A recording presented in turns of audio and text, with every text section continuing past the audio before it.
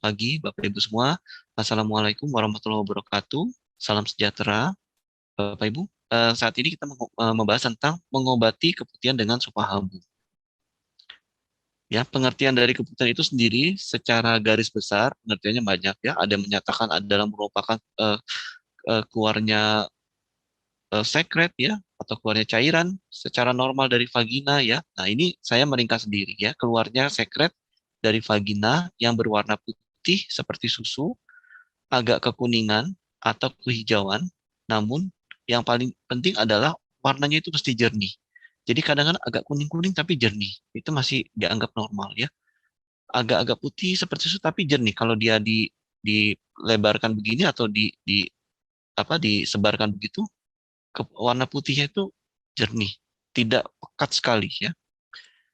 Secara normal, sekret dari vagina itu berwarna bening, kemudian konsistensinya encer, dan relatif tidak berbau. Memiliki aroma khas, tapi tidak, yang pasti aroma itu tidak membuat eh, seperti kayak kita mencium darah ya. Beda ya.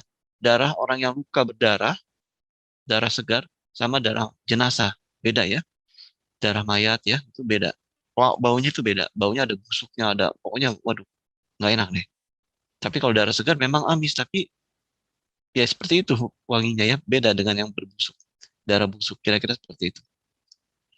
Bila sekret dari vagina ini berwarna, berwarna maksudnya kuningnya kuning keruh gitu ya, putihnya putih keruh ya, itu merupakan suatu tanda adanya infeksi. Kemudian kita perlu tahu sumber dari cairan yang keluar dari vagina itu normal apa tidak? Jawabannya kalau dia encer, dia bening itu normal. Sumbernya dari mana? Bisa juga cairan itu merupakan sekret dari vagina, dari ovarium, saluran tuba, atau yang paling umum adalah dari leher rahim. Ya, ini kita lihat Bapak Ibu penampang anatomi dari struktur organ eh, wanita ya. Ini di luar labium mayor atau labium majus, labium mayor itu bibir vagina yang luar, ya. Labium minor itu bibir vagina yang bagian dalam, yang persis di dekat lubang vaginanya ya. Yang ada bibir kecil, nah itu labium minor namanya. Di atas ini klitoris. Kalau pada pria seperti kepala penis, tapi kalau wanita kecil ya berada di atas ini disebut sebagai klitoris. Di dalam kita masuk ke dalam yang ini namanya yang vagina atau disebut jalan lahir. Ini serviks, di ujung depan sini Bapak Ibu namanya mulut serviks ya. Maaf, mulut rahim ya. Ini disebut serviks mulut rahim. Ini rongga rahim, ini dinding bagian dalam rahim ya, atau disebut uterus. Ini ovarium sel telur, dan ini saluran tuba. Yang panjang ini dari sel telur, ada saluran menghubungkan sel telur dengan dinding rahim ya, dengan rongga rahim bagian dalam, ini disebut saluran tuba ya, atau disebut uterine tube. Nah, ini Bapak Ibu, ini contoh gambaran cairan vagina yang normal ya, tidak berbau, jernih, tidak gatal, tidak nyeri. Umumnya ini muncul karena pengaruh hormon estrogen dan progesteron. Sekret vagina yang keluar merupakan akibat dari aktivitas bakteri yang hidup pada vagina secara normal. Jadi secara normal sebetulnya di dalam vagina wanita itu ada bakteri-bakteri yang dia menghasilkan sekret atau lendir. Tujuannya apa? Untuk menjaga kelembapan dari vagina itu dari infeksi. Karena dia merupakan rongga yang bermukosa ya, dan tidak mengandung epitel. Epitel itu maaf, tidak mengandung keratin seperti kulit kulit luar ini ya, ini ada lapisan keratinnya, lapisan pelindungnya. Nah, dinding dalam vagina itu nggak ada. Kira-kira dinding dalam vagina itu seperti kalau Bapak Ibu meraba rongga pipi bagian dalam. Licin kan? Coba pipi bagian dalam kan licin, warnanya merah. Tapi pipi bagian luar ditutupi oleh kulit, ada lapisan keratinnya. Nah, ini namanya kulit ini sebagai pelindung. Nah, bagian dalam nggak ada. Karena itu untuk melindungi mukosa atau lapisan bagian dalam dari vagina, ya, dikeluarkanlah sekret supaya dia agak lembab, tentunya pada pH yang bersifat asam. pH normal itu Bapak Ibu 7. pH di bawah 7 itu asam. Mendekati 7 ke atas atau 7 ke maaf, 7 ke atas itu bersifat basa. Sekret yang normal kadang berwarna putih atau keruh. Keruh maksudnya keruh-keruh sedikit ya. Kayak seperti ini ya, dia keruh tapi begitu kita panjangin dia jernih ya. berwarna putih keruh atau kekuningan ketika mengering. Ini mengeringnya di mana? Biasanya di celana dalam pada wanita. Ya, jadi ada sekret, mengering. Kadang-kadang kok agak keruh, tapi kalau uh, pada sang wanita tersebut dia mencoba mencium tidak berbau busuk itu masih normal. Ya, sekret tidak mengiritasi yang normal, tidak mengganggu, maksudnya tidak bau dan gatal, dan tidak terdapat darah. Jadi kalau ada lendir dari sana dalam wanita ya, dia lihat oh nggak ada darah itu masih normal ya, dan tidak berbau busuk. Cairan vagina normal itu kadar pH-nya normalnya 3,5 sampai 4,5. Jadi berada pada pH yang normal. Bagaimana dengan cairan vagina yang abnormal? Jumlah cairan yang keluar itu banyak, kemudian baunya nggak sedap ya, bau busuk biasanya ya, bau bau eh, bau ya kurang lebih mirip-mirip bau telur busuk ya Bapak Ibu, dan gatal. Terasa gatal atau panas terjadi akibat infeksi mikroorganisme. Berikutnya dapat terjadi, jadi cairan vagina abnormal ini dapat terjadi pada kondisi orang-orang yang mengalami radang vulva, radang pada vagina, serviks, dan ruang rahim. Tadi kita udah belajar ya anatominya, ini ruang rahim, ini rongga vagina, ini mulut rahim. Penyebab cairan vagina abnormal itu karena infeksi. Infeksinya bisa dari mana aja? Bisa dari bakteri, Bapak Ibu ya, bakteri patogen. Kalau bakteri yang memang sudah ada menetap di vagina yang namanya bakteri baik itu disebut Bapak Ibu sebagai bakteri komensal. Kalau bakteri patogen itu bakteri pendatang yang jahat ya, namanya bakteri patogen. Penyebabnya juga bisa karena infeksi jamur, karena protozoa, virus, herpes. Nah ini bagi wanita yang punya herpes, awas-awas ya, kadang-kadang bisa mengalami keputihan. Kemudian wanita yang memiliki virus HPV, ya, HPV ini human, P-nya papilloma, V-nya virus. Harusnya nggak usah disebut virus lagi ya, HPV aja. Cuman ini saya tambahin bahasa virus ya, lebih tepat harus HPV, karena cuman HPV ini bahasa Inggris, human papilloma virus, atau disebut sebagai virus HPV. Iritasi dari sperma bisa menyebabkan apa namanya keputihan. Iritasi dari kondom, eh, dari lateksnya, karetnya kondom, ya, alergi wanitanya bisa mencetuskan keputihan setelah berhubungan. Berikutnya cairan antiseptik untuk mandi. Nah, ini hati-hati ya, jangan selalu terbawa iklan antiseptik membunuh kuman, malah nanti kuman baik yang ada di vagina habis atau banyak berkurang, timbul apa? Jamur, ya. Celana ketat yang tidak menyerap keringat nih, bagi ibu-ibu yang suka pakai celana seksi ketat ya sekali-sekali aja, tapi jangan sering-sering. Kenapa? Nanti bisa mencetuskan keputihan karena dia membuat kondisi di dalam vagina itu lebih panas, ya, lebih lembab, lebih basah ya, dan itu merupakan kondisi yang sangat baik bagi pertumbuhan jamur. Berikutnya menggunakan tisu yang berwarna. Kenapa? Karena pewarna-pewarnanya ya kimianya, tumor itu bisa memberikan gejala-gejala keputihan. Adanya suatu benda asing di dalam karena radiasi atau faktor psikologis. Jadi stres ya, banyak pikiran, aduh ada pikiran yang beban berat ya, itu bisa mencetuskan keputihan. Jadi nggak selalu keputihan langsung buru-buru cari obat ya. Kita harus lihat dulu ini kenapa ya gitu. Karena itu sebaiknya kalau keputihan diperiksakan ke dokter supaya agar dapat diberikan terapi yang sesuai. Karena nggak selalu obat keras itu tepat untuk infeksi tersebut. Bisa aja, oh ini ketika dokter melakukan anamnesa, dokter bertanya, iya dok, saya banyak pikiran dok akhir-akhir ini, misalnya banyak ujian, atau anak-anak saya banyak ujian, dan saya juga lagi banyak pekerjaan, banyak yang harus saya urus, misalnya begitu ya. Akhirnya wanita itu stres. Nah, dokter akan memberikan uh, adjuvan atau obat yang bisa meringankan stresnya, kemudian sedikit diberi apa namanya dorongan psikologis ya supaya itu semua jangan terlalu menjadi beban ya. Sumbernya karena psikologis, obat-obat ini hanya untuk sementara. Poin pentingnya adalah harus bisa mengendalikan faktor utamanya itu. Begitu. Jadi sehingga si pasien setelah disupervisi dia tahu oh karena psikologisnya dia jadi keputihan. Dokter memberikan obat sementara, tapi apa penyebab utamanya saya harus mengendalikan psikologis gitu. Sehingga nanti Ketika sembuh, tidak akan mudah kambuh kembali. Nah, ini Bapak Ibu, ini contoh gambaran ya, sekret vagina yang karena infeksi jamur, satunya lagi infeksi protozoa ya. Trichomonas vaginitis itu bentuk sekretnya kuning kehijauan seperti ini Bapak Ibu di dalam liang vagina. Kalau karena jamur, ragi dari jamur ini ya bentuknya seperti susu. Dan yang ini berbau apa? Kadang-kadang busuk ya. Yang ini berbau amis. Trichomonas vaginitis ini berbau amis. Ini berbau busuk.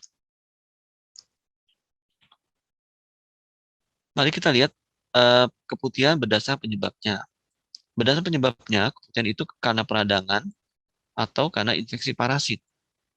Kalau kalau karena peradangan, akibat peradangan, misalnya tidak lancarnya mukosa vagina, bisa juga peradangan setelah melahirkan. Namanya habis melahirkan ya, tentu organ-organ di bawah dipaksa untuk mengeluarkan bayi ya, dan ada kondisi peradangan sesaat yang menyebabkan mencetuskan terjadinya keputihan. Yang kedua, karena infeksi parasit. Kalau karena infeksi parasit, itu rasanya ada sensasi panas seperti terbakar, gatal, dan berbusa. Ini ada busa-busa ini Bapak Ibu. Berarti kalau seperti ini, waduh ini infeksi parasit ya. Lendirnya kental nih, kental ya. Berwarna putih atau kuning. Ini contoh keputihan karena infeksi parasit. Nah, ini Bapak Ibu kita lihat gambar-gambar aja ya. Kalau teori kan nanti bisa gampang ya. Keputihan akibat infeksi jamur, ya gambar seperti ini Bapak Ibu. Seperti susu. Seperti susu. Ini gambar 1, gambar 2, gambar 3. Ini pada orang yang berbeda-beda Bapak Ibu. Ya, lihat. Ya. Yang ini yang paling banyak. Yang ini yang paling pekat. Ya, ini karena infeksi jamur. Coba kalau seperti ini, mana nyaman prianya ya. Jadi harus ibu-ibu kalau kena keputihan seperti ini harus cepat-cepat diobati dengan cara yang tepat. Jangan sampai ya kadang ada suami yang tidak komplain mungkin karena kasihan sama istrinya ya, sama pasangannya, atau dia tidak tega untuk bicara, tapi itu merupakan suatu sumber masalah ya yang harus kita cepat-cepat beresin. Kalau kita biarin suamiku nggak komplain kok gitu ya misalnya, ya nggak komplain tapi nanti lama-lama nggak nyaman kan, masa ntar jadi beloknya, jangan ya. Ini keputihan akibat infeksi jamur. Berikutnya cervicitis atau peradangan serviks pada infeksi Chlamydia trachomatis atau bakteri gonococcus, bakteri jenis golongan gonococcus. Ini gambarnya seperti ini Bapak Ibu, beda ya. Ini karena infeksi jamur, dia tidak seperti mulut serviksnya tidak seperti stroberi, lihat. Dia hanya merah saja, disertai putih-putih pekat seperti susu tapi lebih kental dari susu, ya. Susu kan nggak seperti ini, seperti susu yang udah mengental ya. Ini karena infeksi Chlamydia trachomatis. Dia berbusa juga, tapi dia tidak sekental yang jamur. Kemudian dia memberikan gambaran pada serviknya atau mulut rahimnya itu seperti gambaran seperti stroberi. Ini Bapak Ibu, ya. Ini seperti stroberi gambarannya. Bagaimana untuk pemeriksaan dan diagnosis pada keputihan? Yang pertama, dokter perlu melakukan anamnesa atau tanya jawab terhadap pasien usia. Kenapa? Karena usia itu mempengaruhi. Kemudian metode kontrasepsi yang dipakai oleh pasien tersebut. Berikutnya adalah kontak seksual. Kemudian perilaku seksualnya, ganti-ganti pasangan enggak, ya. Eh, Kenapa? Kalau ganti-ganti pasangan, atau pasangan yang ini nggak bersih, waduh, ketularan kan jadi wanita itu, ya. Kemudian jumlahnya banyak atau sedikit, ya. Baunya kira-kira seperti apa, dan wah, Bu, keputihannya warnanya atau warna sekretnya, ya. Kalau ditanya warna sekret, nggak seluruh orang bisa mengetahui ya. Jadi biasanya dokter bertanya warnanya kayak apa Bu keputihannya, penyakit yang diderita, misalnya ada gula darah nggak Bu, ya, ada penyakit-penyakit lain, ya. Penggunaan obat antibiotik, ibu minum antibiotik nggak selama 1 bulan ini? Oh ya dok, saya dikasih antibiotik selama sebulan karena ada penyakit tertentu, atau saya harus minum antibiotik selama beberapa bulan karena ada penyakit infeksi yang mana infeksi itu membutuhkan pemberian antibiotik jangka panjang. Kemudian penggunaan kortikosteroid, ya, penggunaan yang eh, pokoknya ada son-sonnya ya, prednison, metilprednisolon jangka panjang. dan keluhan-keluhan lainnya. Sesudah dokter melakukan anamnesa dan pasien digali untuk menyampaikan informasi-informasi, berikutnya dokter akan melakukan pemeriksaan fisik, yaitu menggunakan spekulum vagina dan serviks. Yang Bapak Ibu lihat seperti cocor bebek gitu ya. Jadi dia masuk dulu, kemudian dibuka pelan-pelan ya, dan dikunci. Pemeriksaan berikutnya bisa juga dengan pemeriksaan bimanual pelvis dan palpasi kelenjar getah bening ya pada femoral. Jadi palpasi kelenjar getah bening dan femoral. Yang berikutnya pemeriksaan laboratorium, yaitu melakukan pengukuran pH vagina dengan kertas pengukur pH dan pH di atas 4,5, 4,5 sering disebabkan oleh infeksi trichomoniasis. Tapi nggak selalu pH 4,5 ini pasti trichomoniasis, tidak ya. Harus ada pemeriksaan lanjutan untuk membuktikan, untuk menemukan apakah betul ini trichomoniasis. Pemeriksaan lab selanjutnya adalah cairan vagina maksudnya, juga dapat diperiksa dengan melarutkan sampel atau cairan tersebut, ditambahin 2 tetes normal salin 0,9% di atas objek gelas. Objek gelas itu kaca yang untuk mikroskop Bapak Ibu. Jadi diambil ya lendir vaginanya, ditaruh di objek gelas yang seperti mikroskop itu waktu kita sekolah dulu ya, ingat ya, waktu SMP ya, belajar pakai mikroskop apa SMA gitu. Ditambahin 2 tetes normal salin. Normal salin ini cairan infus Bapak Ibu yang 0,9%. Ya. Dan sampel kedua dilarutkan dalam larutan KOH 10%. Ditutup pakai kaca yang kecil, ya penutup objek gelas dan diperiksa di bawah mikroskop. Kita akan menemukan sel ragi atau pseudo HIV dari Candida akan lebih mudah didapatkan pada preparat KOH. Namun, kultur Trichomonas vaginalis lebih sensitif dibanding dengan pemeriksaan mikroskopik. Maksudnya begini Bapak Ibu. Kalau kita mau periksa ini ada infeksi jamur nggak ya? Ya, yang paling baik adalah pemeriksaan dengan kultur. Itu lebih tepat ketimbang pemeriksaan mikroskopik. Kadang-kadang kalau pemeriksaan mikroskopik kita cek, oh nggak ada gambaran raginya, tidak. Jadi mau cari gambaran hifa dari ragi. Kalau di mikroskop itu kan kita akan lihat tuh Bapak Ibu gambaran, oh ini gambaran garis-garis-garis, oh ini hifa ragi ya. Saya ingat tuh waktu kuliah tuh ya, tentu kalau ada dokter yang ada di sini, pasti ingat ya dok ya, waktu di kuliah. Tingkat berapa itu ya? Tingkat 2 apa semester 2 gitu ya, tingkat 1 ya.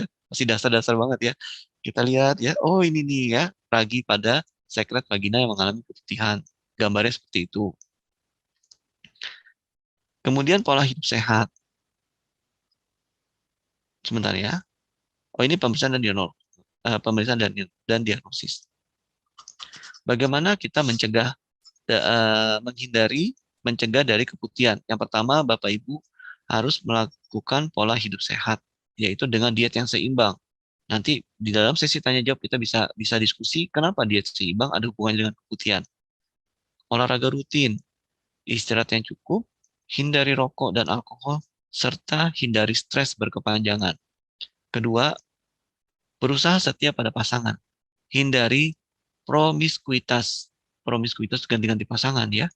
Ya kalau nggak, ini mudah-mudahan nggak ada yang seperti ini ya. Tapi kalau yang punya kebiasaan ganti-ganti pasangan, susah eh, menghentikan kebiasaan seperti itu yang ganti-ganti pasangan, ya gunakan kondom ya untuk mencegah penularan penyakit menular seksual. Karena ganti-ganti pasangan itu sangat rentan membuat seorang wanita lebih mudah terinfeksi eh, terinfeksi keputihan ini, bisa karena kandida ya, karena protozoa dan karena bakteri yang lain, atau juga karena virus ya, virus HPV.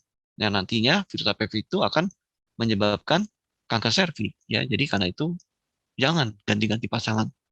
Kalau udah sama satu ya udah satu ya. Menjaga kebersihan daerah pribadi dan menjaganya agar tetap kering serta tidak lembab. Contoh, celana dengan bahan yang menyerap keringat.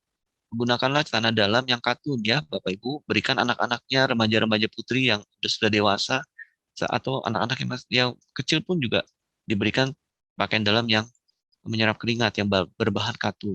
Hindari pemakaian celana terlalu ketat, baik itu celana dalam maupun celana panjang atau celana pendek. Ya, yang ketat-ketat bisa mencetuskan eh, keputihan. Kenapa? Karena lebih panas kondisinya. Mengganti pembalut atau panty liner pada waktunya untuk mencegah bakteri berkembang biak. Nih, bagi ibu-ibu yang suka pakai panty liner, ya sering-sering diganti. Kalau bisa tiap 3 atau 6 jam ganti. Jangan dari pagi sampai sore nggak diganti-ganti. Yang keempat, membasuh dengan cara yang benar setiap kali buang air. Ya, ini kurang ditambahkan, maksudnya buang air kecil. Jadi kalau pipis atau buang air kecil, itu arah tangannya, maaf ya, arah membersihkannya atau ceboknya dari depan ke belakang. Jadi bukan dari depan ke belakang, terus dari belakang balik lagi ke depan, kocok, kocok, kocok, kocok, gitu. Jangan. Jadi dari depan ke belakang, dari depan ke belakang, membasuhnya. Sambil disiram dari depan ke belakang. Tentunya tangan kita sebelum menyentuh-nyentuh vagina, ini kita maksudnya wanita ya, kalau saya laki-laki. Cuci tangan dulu yang bersih, di wastafel, pakai sabun ya, yang bersih. Cuci tangan sekali, kasih sabun lagi sekali lagi, nah baru. Ya, vaginanya diberikan sabun khusus vagina dengan pH seimbang, arah ceboknya ke arah ke belakang. Sambil semprot dengan jet semprotan air ya. Itu cara membasuh yang benar. Yang kelima, penggunaan cairan pembersih vagina jangan berlebihan. Karena itu bisa mematikan flora normal dalam vagina. Loh, apa hubungannya ini? Kok bisa jadi keputihan? Nanti bisa dalam diskusi. Hindari penggunaan bedak, talkum, tisu atau sabun dengan pewangi pada daerah vagina. Kenapa? Karena bisa menyebabkan iritasi. Iritasi menghasilkan peradangan, peradangan menyebabkan keputihan. Terapi. Nah, bagaimana terapinya? Terapi untuk keputihan ini Bapak Ibu ya, kita bisa menggunakan obat topikal, obat minum dan herbal. Obat topikal kita gunakan golongan nistatin. Misalkan nistatin atau tablet vagina disebut sebagai suppositoria vagina, bentuknya seperti peluru. Penggunaan obat topikal golongan statin ini Bapak Ibu, cara menggunakannya sehari 2 kali. Pagi masukin dalam-dalam ya, tentunya tangannya pakai handskun ya, pakai sarung tangan yang bersih ya, dan harus sekali pakai, jangan habis pakai buat besok pakai lagi, jangan. Sekali pakai, buang sarung tangannya. Pagi dipakai dan malam dipakai. Jadi 2 kali sehari, obat topikalnya golongan statin 2 kali sehari, dibawa tidur, kalau pagi dibawa aktivitas ya, selama 2 minggu. Bagaimana dengan obat minum? Obat minum tergantung dari penyebabnya. Kalau penyebabnya itu jamur, ya diberikan obat-obatan golongan fluconazole. Ini udah ini porsinya dokter ya, diberikan obat-obatan golongan fluconazole. Kalau penyebabnya karena Trichomonas vaginalis atau protozoa ya, diberikan golongan metronidazole dengan dosis 600 mg selama 7 hari.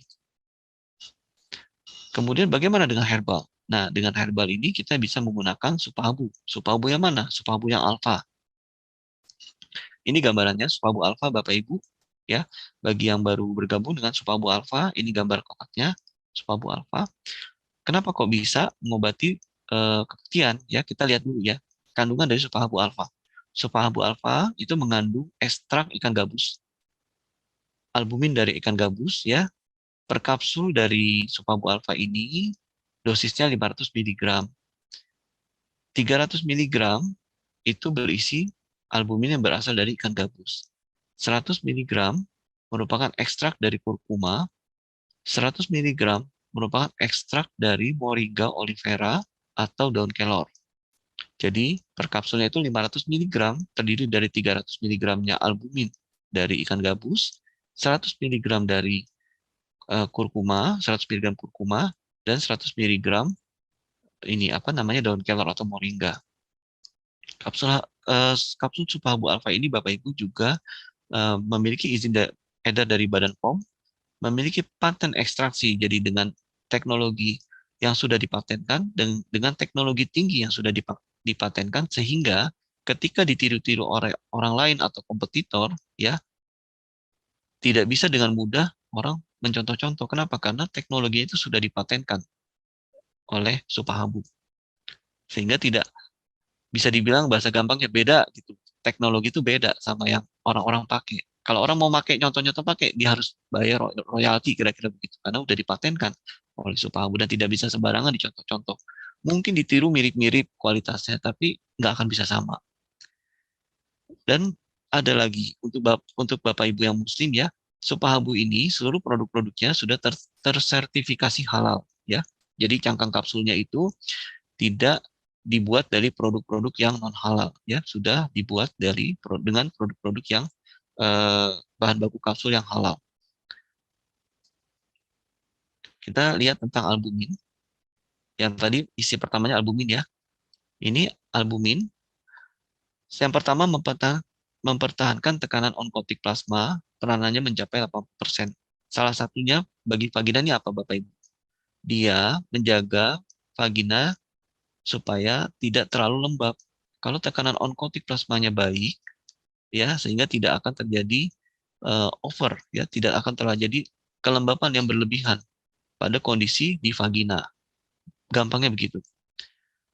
Albumin ini juga sebagai pengangkut dan pengikat. Bapak Ibu yang setiap hari minum vitamin, minum obat jantung misalnya, obat-obat tertentu dengan penyakitnya, ya obat itu akan diangkut dan diikat dan diangkut oleh albumin, ya, untuk menuju organ target atau target organ. Sehingga kita memiliki waktu yang lebih pendek untuk mencapai hasil yang diharapkan, misalnya eh, pusing, ya orang-orang yang pusing tapi dia kurang albumin tubuhnya, minum obat anti nyeri, obat pusing, lama sembuhnya. Tapi orang yang memiliki cukup albumin, ya kadar albuminnya baik, jumlahnya cukup dan jumlah albumin yang ada pun albumin yang bagus ya, albumin yang baik, dia akan lebih cepat sembuh. Kenapa? Albumin itu dia akan mengikat obat yang tadi diminum, obat anti pusing itu, dan diangkut menuju sumber pusingnya itu. Albumin juga sebagai antiinflamasi atau anti peradangan. Ya, caranya mempertahankan integritas mikrovaskuler pada bagian yang meradang. Ini kenapa? Karena kita ketahui tadi pada keputihan salah satunya bisa disebabkan oleh peradangan. Berikutnya nih ya, mempertahankan keseimbangan asam dan basa. Berperan sebagai buffer karena adanya muatan SH ya. Bersifat sebagai antioksidan, albumin dalam serum bersifat menghambat produksi radikal bebas. Berikutnya sebagai pencegah penggumpalan dan menghambat agregasi trombosit. Ini bonusnya bagi orang yang memiliki darah yang mudah mengental atau ada sumbatan di pembuluh darahnya. Jadi tujuannya untuk mengobati albumin ini bisa kita pakai untuk membantu mengobati keputihan ya, tapi bonusnya pembuluh darahnya juga sekaligus diperbaiki Bapak Ibu. Berikutnya adalah kurkuma. Kenapa kurkuma bisa membantu mengobati keputihan Bapak Ibu? Karena kurkuma ini dia memiliki anti-infeksi alamiah, yaitu dia mengobati infeksi baik itu infeksi bakteri dan jamur. Juga sebagai anti peradangan. Jadi kalau ada peradangan di organ yang tadi kita sudah pelajari bersama ya, sekret vagina itu dari mana aja keluarnya. Nah, kalau organ-organ itu meradang, dia akan mencetuskan terjadinya suatu kondisi keputihan atau lekore, atau kalau bahasa Inggrisnya disebut vaginal discharge. Ya, kalau kita menyebutnya umumnya keputihan ya.